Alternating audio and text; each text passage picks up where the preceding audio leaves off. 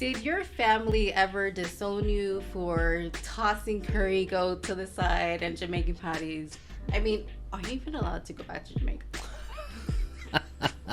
I mean, dish it. Welcome to the premiere episode of Eat Like a Pro, the sexiest podcast in Miami, talking about the sexiest topic on earth, food. This episode of Eat Like a Pro is brought to you by Shaw Wellness Clinic, the world's leading destination for transformative health and longevity.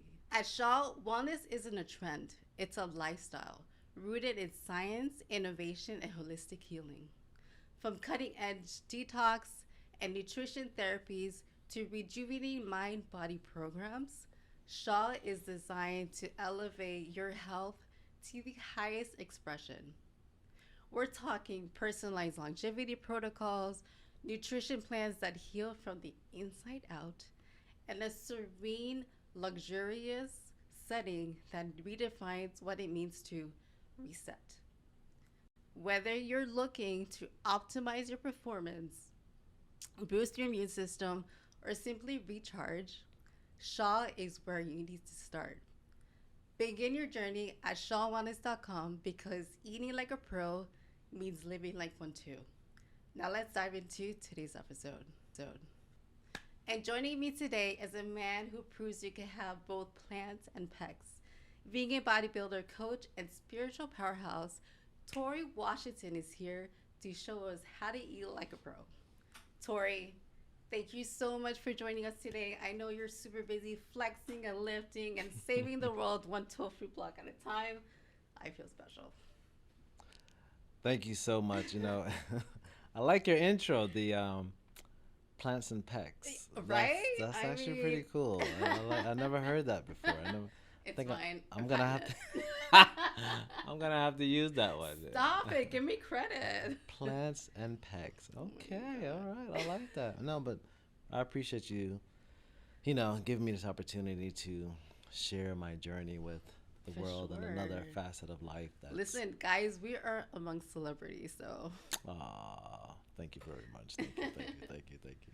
So, Tori, let's sum it up. You are Jamaican, you are a bodybuilder, and you're vegan. That's Yes. a lot to unpack, right? So, let's start with you being Jamaican. Did your family ever disown you for tossing curry goat to the side and Jamaican patties? I mean, are you even allowed to go back to Jamaica?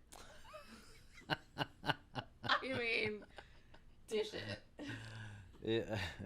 So, I truly claim my Jamaican heritage and because I was born in the US, right? So to some people I'm a Jamaican. So I was born in the Haters. US, right? And then I lived in Jamaica with my grandparents. And so Nice. I was raised vegetarian, right? Okay. Oh, nice. So Okay. my mom was a Seventh-day Adventist. So you never had curry goat. We're gonna get there. So I was raised Seventh-day Adventist and vegetarian, and then when we moved to Jamaica, my grandparents, when my mom was financially, underwater, my grandparents were like send the picnic here, send the children there. So we go there, and of course now we live with our grandparents. My mom is not there. They are going to raise us, so they are basically like they have to feed us. Yeah. They're not vegetarian. Oh, okay. Plot twist. So them bring in the curry goat and the curry chicken and the fish and the one thing that my mom really highly suggested to them is don't feed them pork. Okay. So we've never had that. Which is like a staple in Haiti. That's a staple almost in We're every already, we're Caribbean already country. beefing. I know. So yeah, but it really the lifestyle really came more to fruition because I started to adopt the Rastafari culture.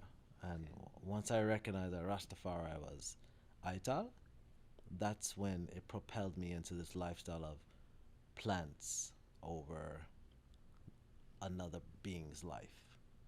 Okay. All right. Nice. So it was both saving animals and also being very healthy. Right, but I never really really got into labels, and Right. I never. So I didn't even know the terminology of a vegan Right. per se, because in where I was raised in Alabama for first 9 years of my life, and then I go to Jamaica, and I'm around mainly 98% people of my same skin tone. Yeah. So they didn't know nothing about vegan. They never heard of it. So Like that's so made up. yeah, right. So when I heard about it, because some lady just said, people were just saying, I guess the term has gotten bigger, and Yeah. people said it that okay, that's what you do. You are vegan because of how I ate, You're like, don't label me. and I was like, okay, I guess. But people need labels in order to, oh, To be identified, right? correct, and to Yeah. put you somewhere. Like, oh, Right. what are you? Put me in a box. So let me put you here. So now you have to do like this. You have to do this. You can't do that because then you're not there. Da da da da. Then you're So fake vegan. then you're fake. Blah blah blah. But so it's interesting. I was never that person to push my way of being onto my family, even though Okay. they could see it clearly, like how my mom looked and carried herself, how I looked, my brothers, how we looked, and then my physical fitness. They saw it, but they're just like, I like my Whatever. jerk. I like my jerk pork too much, Right? So Not giving that away. and yeah, so but I still go back. And when I go back, they just have to cook differently. I don't So get. you're allowed to go Yeah, back. They're no, letting no, you go no back. aki and saltfish. It's aki and tofu. Aki and make sure that the anything you cook, don't use the butter. Those types of things, right? I can have. They like, so we have rice and peas, we have cabbage, we have salad. You can eat those. What about chickpeas? And so they accommodate me. Chickpea's really good. So and then Jamaica has a lot of.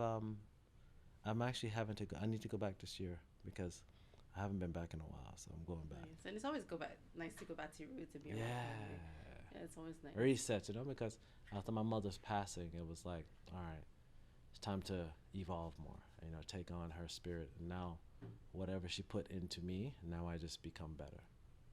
That's beautiful.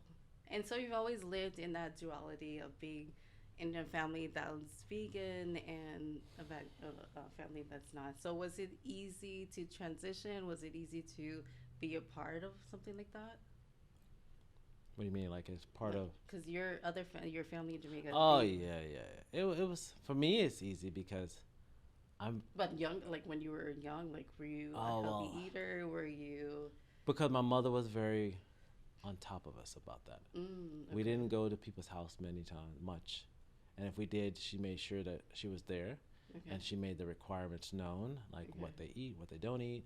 Right. A lot of times, I have family members tell me now, we used to try to give you candy, and your mom be like, no, you don't eat that, and so they would have to hide it or not give it to us because they wanted to, So But that's so crazy as as a child, like for you to be so disciplined and so like when you're a kid, you always want to you're hiding things and you want to cheat, but that's really good. That's very admirable. yeah, and it's interesting because my mom said it, and a lot of her family, her friends said it. Like Tori was such a good kid, and I took that on as in I made sure to. It just became part of my life. It became my lifestyle, Yeah. And some people are like, yo, what's your diet like? The first thing I have to. It's not a diet. It never It's was. a lifestyle. Because in a diet, you spell it out, DIET. I'm not ready to die yet.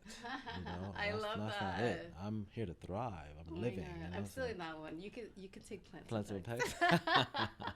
And that's something that I talk about in my book about how a lot of times we follow these diets, but they're not diets. You have to take on a lifestyle, right? And what makes you feel good. And a lot of times what works for you may not work for me, and vice versa. So people have to be very conscious and intentional, which is why I wrote this. I want people to challenge themselves, right? So just because you see someone looking like you doesn't mean what you do is gonna be good for them. You just have to listen to your body and see what works. I think a lot of people don't do that. Yeah. they so want a fast, Right. like, oh, if you did that way, okay, I want to do it that way to But look within like a you. week they quit. But like, I don't. It's Why like, don't I look like this? right. It's like what I do might not work for you, Of course. and that's okay. You have to figure out what works for you. Right. So that's good. I think we should be conscious and we should be more, I don't know, mentally aware. So let's dive into. I think we kind of talked about this. So you being vegan was both like a health conscious um, and you saving the animals, right? But was there a moment that flipped the switch for you? Was there like maybe a documentary or mentor that really helped No, you? that's I get that question a lot because you got to think about it. In that time, when I was in my upbringing, like I said, I didn't know anything about this world. Mm-hmm. It was a parallel universe to me because it didn't exist. I existed in a plane of This is how it seven looked. day Adventist people of color. Yep. That's all I was around. And so I had when the slang term cracker was mentioned to me, I had no idea what that meant. I was like, "You mean the cracker?" Like, why would you do that? Oh, anyways, so I didn't. So when I adopted this lifestyle, it wasn't because of animals. It wasn't because of the the ecological system. It wasn't Yeah. because of health, and it wasn't because of all the things that typically people go to this To, lifestyle. yeah. It was more so because, like I said, when I really picked up Rastafari culture and I started understanding it and recognizing the Aita lifestyle, I was like, oh, well, I don't want to be a hypocrite and say I'm a Right. Rasta, but And I'm not not, really live. and not, yeah, not live it all the way through. And so that's when I started eating that way, and Okay. that's when people say, oh, you're vegan. And I was like, okay, I guess. Like, no, I'm a Rastafarian. Right. And so then eventually I started looking into it, and Yeah. that's when I learned about all the leather making and Yeah. slaughterhouses and these things and what people do to all types of animals across the world. And I was like, wow, that's That's kind of intense. sad, right? Yeah. Because in Jamaica, and then if you look back at slavery, we were treated worse than animals. So They had it good. we weren't like, oh man, we gotta take care of the animals, because we were like, we gotta take care of ourselves. You know? You know? I'm getting slaughtered. Yeah, we're like giving what they gave to the pigs. Yeah. So, and then we were giving parts to the pigs that they didn't want to use. So yeah, Full circle. Yeah, yeah. So So let's dive into your bodybuilder life. What made you become a bodybuilder and did it have its challenges being a vegan? so my lifestyle of bodybuilding came about through trauma, Mm. and I looked at it because when I moved from Alabama to Jamaica, I sounded different. I didn't think anything of it, but Yeah. because now when I look back and I go back to Alabama, I'm like, wow. I can imagine Jamaicans saying like, what is he saying? And so they kind of picked on me and my brother because we sounded different. Right. They called us yellow mongoose because we were like really light skinned. Yeah. And we had this country twang probably, which I Yeah. didn't know at the time. Right, of course. And so we like harnessed a lot of that and held it in because we were just only the newest kids in the school, Right. and my outlet was superheroes. So I used to watch cartoons all the time, like Wolverine and Superman and Transformers, Beast. and seeing these people and the way they looked, and I would draw their physiques, and I idolized that muscle look, Wow. and I wanted to be that, but I didn't know how because it's a fictional character. Right. And so then I found out about Arnold Schwarzenegger, and I started watching movies about Arnold Schwarzenegger, and I learned about his lifestyle. And I looked it up, and I was like, oh, he got into bodybuilding. So this is how you do it. So I started just lifting this iron weight that my grandfather had in his house because he was an electrician, and he used it to solder wires together. Wow. I just started lifting it, doing push-ups and crunches at about 10 years old. Wow. Right? So, and because I wanted to look intimidating instead of actually fighting people. And then when I moved to the U.S. after being in Jamaica for a time, I got picked on again for now sounding like someone from the islands. Like, oh, you came It's from the a worst. banana boat.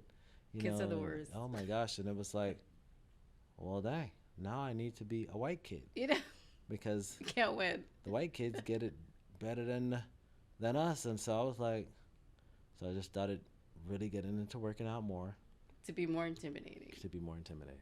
And then eventually it worked. I became intimidating. And people would not like, don't mess with him. I didn't know if I could fight or not, but I looked like I could. And so That's that good. I started reading everything about bodybuilding, studying it all, perfecting form, and training myself, going to the gym and at the school. And then I got a gym membership here in Fort Lauderdale and at Gold's Gym. Started working out there, had a workout partner, read all the magazines, how to work out properly, started eating more protein and this, that, and the other. And, you know, it just kind of kept going. And so then I wanted to compete, but it never happened. Okay. I went to college. And then once I went to college, that competition drive left because now I was focused on getting my engineering degree. Okay. And it's not until I left college, got a job in corporate America, a friend of mine called me and said, hey, one of our colleagues from high school is competing in Georgia because I was living in Alabama. Okay. You should go check it out. I was like, I didn't know he competes. Because I used to attend bodybuilding shows, Right. but I just never competed. And so I went to his show, and I saw him on stage, and I was, wow. Because I thought I looked good. Wow. Until you see someone at their elite best. And that's when I realized I need to do that at least once in my life just to say that I did it. And I asked him for help because once he came off the stage, his abs were so chiseled and his physique was so chiseled, it really gave me that motivation. Like, I just want to do it once. And I didn't know that doing it once would put me where I am today, you know, because it was just a decision I made, you know, and I didn't even think being vegan was a problem. Not at all. I never came across my mind because he mentioned it too. I said, I want to compete. Like, bro, where's your protein? He was like, but you're vegan. I was like, I don't know how that's a problem because look at me. And he was like, all right. And so we did it. And I got my pro card way before he did. Like, I got my pro card within 2 shows. Wow. And it took him like 9 times and 4 years of competition to do it. So what do you say was like, why do you think that is? Was it your diet? Was it your mentality? My genetics. Genetics. So I have good genetics. My genetic structure is superior. I have one of those elite structures that people don't all have. And so, you know, like people can sell programs, hey, make your waist smaller. But your waist is based on your structure. Right. You know, your hips, bones, and what have you, the way your ribs set on your... We're not all created equal. Not, yeah, exactly. Yeah. And so I'm not that type of individual to try to blow smoke up you. Yeah. And, you know, sell your pipe dream. I like to be authentic about that. Of course. And so that's why it was kind of hard for me to put out courses because, you know, there's no guarantee you're not going to look like me. Yeah. You're going to look like the best version of yourself. Right. And people need to be comfortable with that. Yes. You know? Because if they don't get the results that you have, they feel like you sold them a lie. Right? That's true. Or and that person got in shape in 5 weeks, and then why am I 5 weeks later don't look like that person? Right. You know, genetics, metabolism, we're not the same. You know, you need to give yourself grace and more time because you can't start something at 40 years old and expect to have change when for 40 years you did this said thing to get you to where you are. You're not gonna. That doesn't mean, okay, well, 2 years I'll be exactly what. No, took you 40 years to get there. You're thinking 2 years you're gonna get that, but you know, so that is what really got me into bodybuilding, and I never because I've always had this passion to help people. I'm a service-oriented person where if I feel you need help and if I can help you, I'll do my best to help you. And so it's wild that bodybuilding put me in that position to do that. Torre, you're so cool. I want to be you when I grow up. Well, thank you very much. You know, I do my best. So when you're competing, is there like one thing you refuse to compromise on when it comes to food and lifestyle? thing? It's a good question. Was there one thing I refused to compromise on? Oh yeah, I mean, so of course, in the world of bodybuilding, the biggest proponent of the largest organizations is the abuse and or use of performance enhancing drugs. And of course, they will propel your muscles gain like crazy amounts. Yeah. Right? You can grow 30 pounds of muscle in four months. Yeah. And that's a lot of muscle. Yeah. You know, so imagine what my physique would look like with 30 pounds of muscle. I really couldn't sit down in here, you know, because then I would have. You were trying to get into the shit yeah. earlier. You wouldn't be able to get in. So it's crazy what it does, but it also does a lot more internally to you. So For sure. I'm not going to compromise my longevity, my lifestyle, my health, just to have this important. look on stage. And yeah, people have been able to use that, a small minority, and become very wealthy. Yeah. You know, But at what cost? yeah, you know, I guess you can say, hey, I created generational wealth for the family after me, even though I put my body at risk. You know, I guess But if you're you not want going to to do it. compromise. No. And then, yeah, not at this point in my life anyway, so. You like get your own wealth. Yeah, exactly. So, yeah, I wouldn't compromise my health with that. Okay, nice. I like that. So we're gonna get a little personal. I'm gonna get nosy and dive into your personal life. Okay, when it comes to being in a relationship, how important is it to you that your partner is also vegan? Is that non-negotiable? No, it's negotiable. It's negotiable. Yeah, because I was married for 10 years, and she wasn't. Oh. It was different because I really am all about what we just talked about in the beginning. Yeah. What works for me, not work for you. Of course. But I'm also about acceptance, you know, and I think that takes time to develop because people want to say I accept you for who you are, but then it's like, I don't like what you're right. Let me change can you not do that?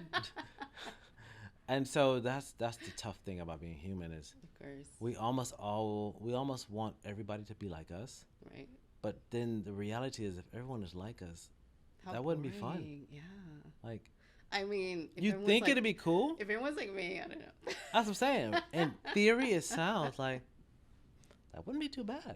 The world would be nice, you know, everybody would be chill with each other. But what if they all look like you? No, definitely not. Right? So that means if they're like you, they're going to look like you because that means we say, man, you're just like I mean, me. I'm pretty cute, so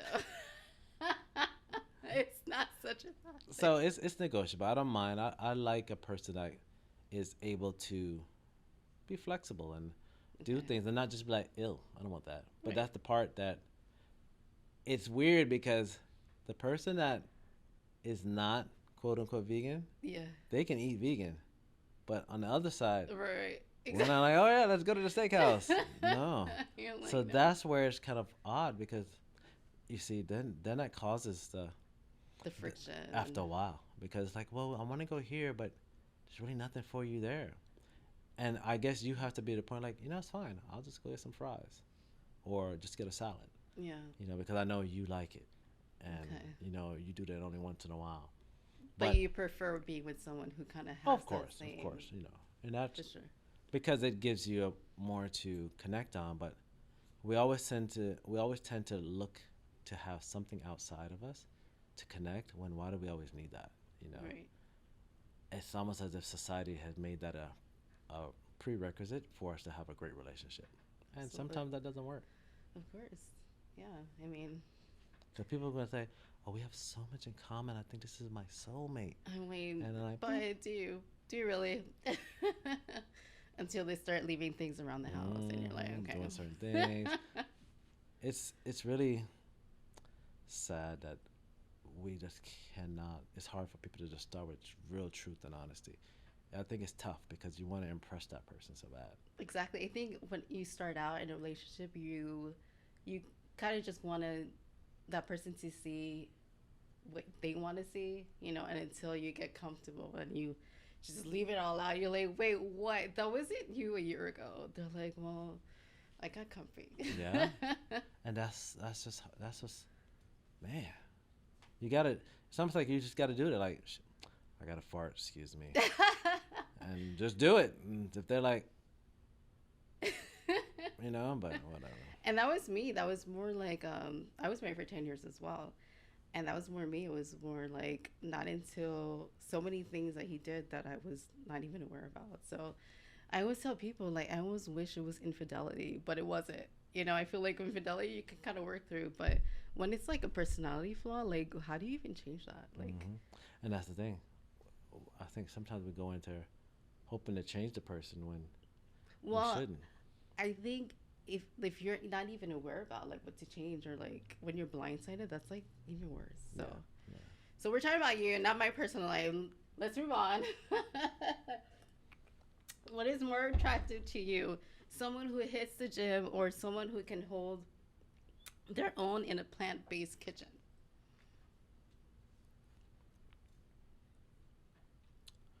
Damn. I would have to say, since I'm a foodie and I love to go, I don't mind going out to places. Yeah.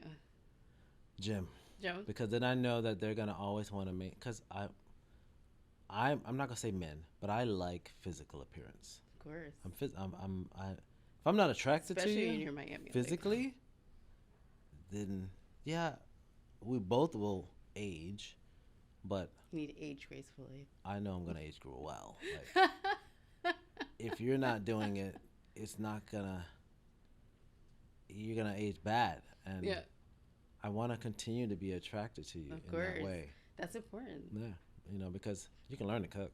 Right. But if you have a history of being fit and staying fit and taking care of yourself, that will continue on because it becomes a fountain of youth. I agree. It's perfect answer. And what's your idea of the perfect vegan dinner? Are we talking cannoli jackfruit tacos or acai bowls at sunset? Neither. I like, because that's a lot of carbs.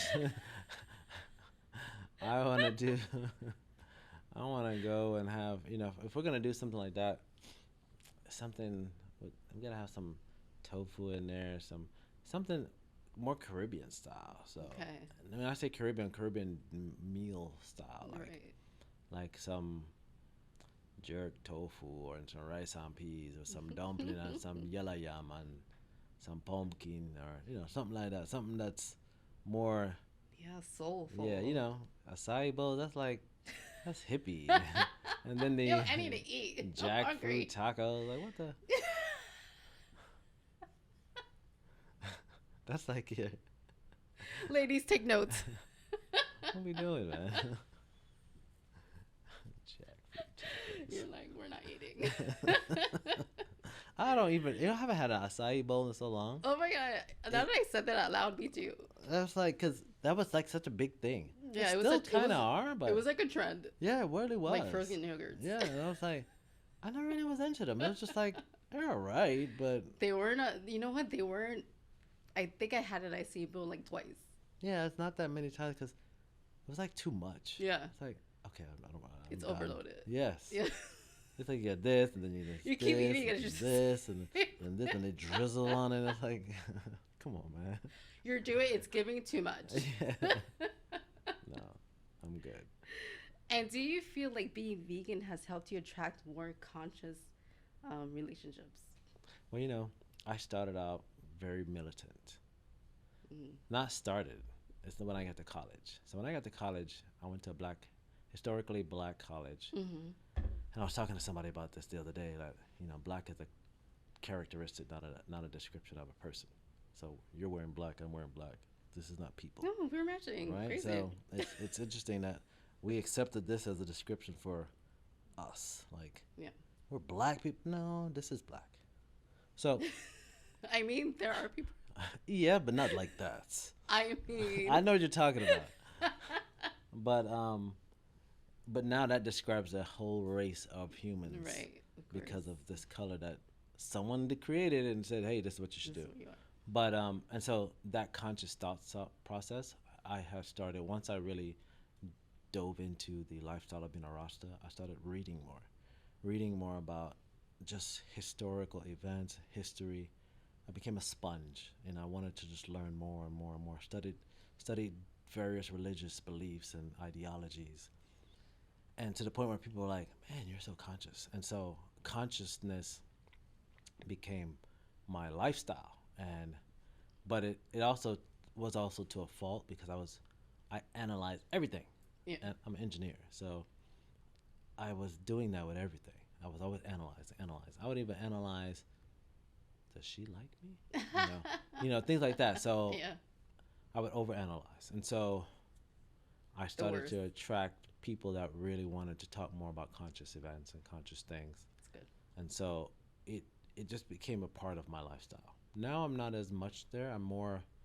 I want to be more of a well-rounded individual, For sure. and being able to discuss various topics and not just have a one-sided view. Even though I still have a militant side, I mean, I share it much because I don't think the world is ready for militant Tory. Why do you say that? It's a little too strict. Yeah. And my some of my radical ideas and thoughts may not it may Aligned. offend a lot of people. May not align with the community as a whole. Are you currently in a relationship? No. Okay. Well, apparently this is also a dating show. So, ladies, take So, notes. On that note,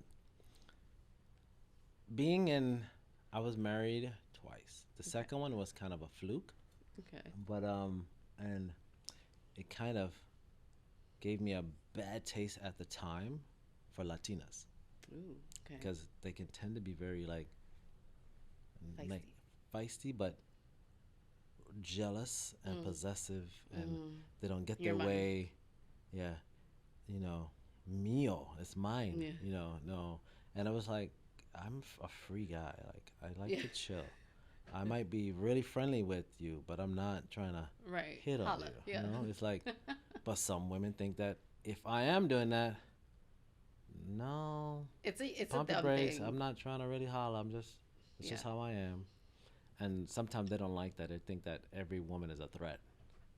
So maybe that's You because of just my have good to looks. be confident. Correct. I in love yourself. security. I love confidence, and I'm confident. Yeah. So I don't. If you're out doing something, I'm like, oh, hey, Yeah, have do fun, you. enjoy yourself. Yeah. If you're And gonna that's step out important and do in a your thing, relationship, if you're gonna step out of this, hey, that's on you. Right. I'm just gonna move on, whatever. And so now I'm more. I'm having fun. I'm not really like looking for like, hey, let's lock down and be in a relationship. I mean, you already did it twice, so. Yeah, exactly. So I've been there, done that. I'm almost 10, almost 2, and it's like, all right, buddy. Okay, so that's a lot. I want to ask you, has the vegan lifestyle helped you elevate your mental clarity? Or were you always so super zen? It's I've pretty much always been like this. Yeah. And because I'm so into just chilling, Yeah. cool, and relaxation, and it's I think because I like things to be peace, and it's weird because the hippie movement, love, and but I'm You're like, kind I of was like that. that, but I'm also like if it need be, we might have to fight, but whatever. But But I'd rather, let's chill first. yeah, I'd rather chill. I'd rather help someone and they pay it forward, things like Right. that. I think that, doing things for others without looking for reciprocation, Right. because that's what it seems to be. People are always looking like, I oh, did this for you. What are you gonna do yeah, for I'm me? gonna get. What am I gonna get out of it? Right, right. And so that's why it was hard for me to, like, for even training and things like that, for coaching, to charge people my worth, because I could do it for free because I love to see results, Right. but then I would stretch myself too thin, and sometimes I had to realize I didn't know what boundaries were. Right. So now I'm learning that. It's funny how you get all the way up in this age and you're like, dang, I'm just learning this. No one told me this. It takes time sometimes. Oh my you gosh. know? So yeah, just I've always kind of, and it's interesting. It also depends on the energy in the room and the energy Yeah. of the people. Like I came here, I feel like, oh, I can just chill and go to sleep. Right. Well, this environment is definitely super Yeah, fun. yeah. Yeah, 'Cause yeah. I did a podcast with a friend of mine, and it was the same kind of way. She was like, "Tori, you gonna like put the ladies to sleep?" And like, because it was just like so chill. I mean, big ups to 305 Podcast. They know how to set the scene here. Yes, So, yes, chill, chill. It's Miami for you, man. We can get live and we can get zen mellow. too and mellow. I like that. So now we are going to spill the plant-based tea. What's one unhealthy snack you secretly love, but you have to hack it so it's Tory approved? Hmm. I have to hack it. I don't know if I. It's a little sinful, but you are able to give some twist to it. I mean, I don't think I put a twist on anything. I just eat it. So if it's ice cream, I'll just eat the ice cream. Like I haven't done the whole what do you call it when people do they make their ice cream with the ninja thing. Yeah. I haven't done that yet because I don't have one. Oh. But I've tasted it. And I was like, man, this ice cream is pretty good. Okay. But I'll just eat it. Like I have a really large sweet tooth where And that was you got my next question. So I'll you're eat big, so that hits yeah harder than salt. I'll eat desserts before dinner and still eat dinner. But dessert can come first. Yes. What's the wildest cleanse or food trend you've ever tried, and do you have any regrets? I did a 10-day fast. Yeah. Do you Where, regret it? Or you no, I feel didn't it's regret it at all. It felt so great. rejuvenating, right? Yeah, it was like your mind clarity, still Yeah. using the toilet. But I still worked out. People were like, "How did you work out?" Wow. And I used the Master Cleanser. I don't know if you ever heard of that. Yeah. That's where you like drink water with Oh, lemon, yeah, yeah. Okay. cayenne pepper, organic maple syrup. Have you ever done like a dry cleanse? Like you're not even drinking liquids? No, Okay. that is such a thing. Yeah. What do you do? You just because a lot of times like especially if you're like you're really sick or even though like in cancer mode like it's sometimes it's good to like do even for a day you do like a dry cleanse and you don't drink anything, you don't eat anything, and like because like your cells, like when you have cancer, they regenerate, they feed off of certain things, so you don't want to feed them, you want to kill them. It's that's why people don't really recognize how powerful the body is. It will tell you, like, people are like, oh, because I don't use the term sick, right? I just because when you state that, you become it, right? Right. So I like to look at it as healing because the body's saying, all right, whatever you did to me these last few days, whatever you put in me, I I don't like it. Yeah. So I need Stop. I need to get rid of this in my way. But I know, knowing you're gonna want to rush it and go out and get this stuff and put in me just to make it faster. When in actuality, if you let me take my process, Right. it won't And happen go through the again. course. It'll happen differently because I've already developed a resilience and a immunity to that situation. For sure. Because honestly, every day our body is going through it. Of course. It's just that now our body's gotten better at dealing with it, where you don't really notice it. Right. You might notice a little something, but it's gone because the body has course. is now it's like, oh, I know how to fight that now. Well, especially if you're taking care of yourself. If you're taking care of your body, then yeah. I mean, we all have cancer inside us. We all have all these parasites and all these things, but like what are you doing to your body that's going to be able to just Yeah. fend them off, Right. you know? Right. Okay. Awesome. And Tori, before we let you go, we have to know, what does eating like a pro mean to you? Well, in the sense of me being a professional, I am men's physique competitor, which is men's physique is the division in bodybuilding where it's like the bikini of bodybuilding, where we wear board shorts that cover most of our legs, and we pose from our front and the back, and we showcase our muscularity, a definition, a symmetry, and proportion. And when you get to that pro level, now you're at a level to where you can get paid, sponsorships, and now you compete against guys who are either bigger, taller, heavier, or whatever. So, in order to be at that level, it's an elite level because not everybody can do it, right? So, eating like a pro, to me, I would have to associate it with this. in the sense that, you know, a lot of times people assume that just because I eat plants and fruits for my nutrition, that I'm not going to get enough protein. Right. And that's not true because they just don't understand nutrition. Protein comes from multiple sources. 99.9% of vegetation contains protein. It's just the amount that you're looking at that makes people feel like there's no protein. So eating like a pro means I have put myself in a situation to where I can suffer through not having my taste buds constantly excited by sweets and savory foods to just getting the performance aspect of the right amount of the amount of protein I need, the amount of carbs I need, the amount of fats I need per day in order to achieve the look that I want, in order to be an elite athlete on the stage. So that's what eating like a pro is to me. Making sure that my body performs at the level that I need it to be when that time comes. Amazing. I love that. And for someone listening to this episode, what could they do to start eating like a pro? What is one switch, something that they could start doing today? You have to get uncomfortable. So what I mean by that is that where you want to go is right behind that place that you are so afraid to go to. So there's that place that you know you need to get to, but there's something that you're doing daily that you need to let go of. Because once you let go of that, it becomes uncomfortable because now you're in your comfort zone.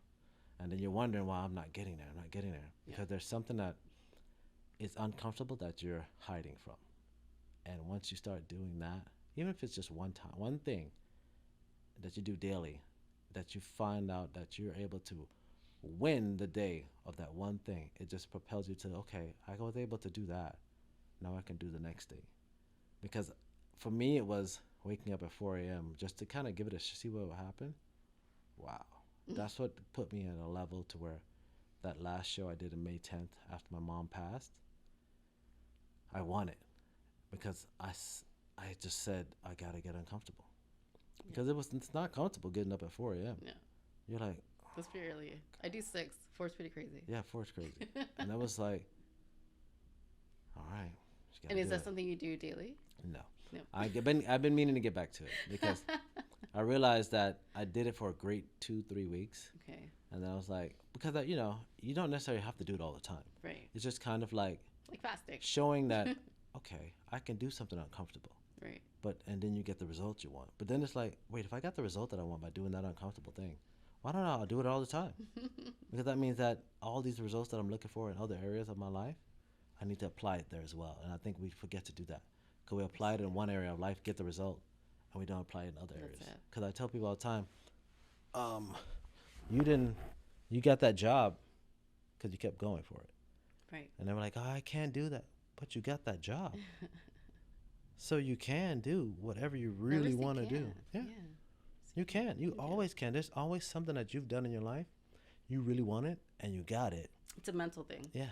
But it's like we only apply it to one thing. It's like, no, apply it everywhere and watch your life transform. So I think that's really important, that what you said. Like, if you're going to be disciplined in this one thing and it's working for you, why not apply it to so many things? Yeah, I think that's very powerful.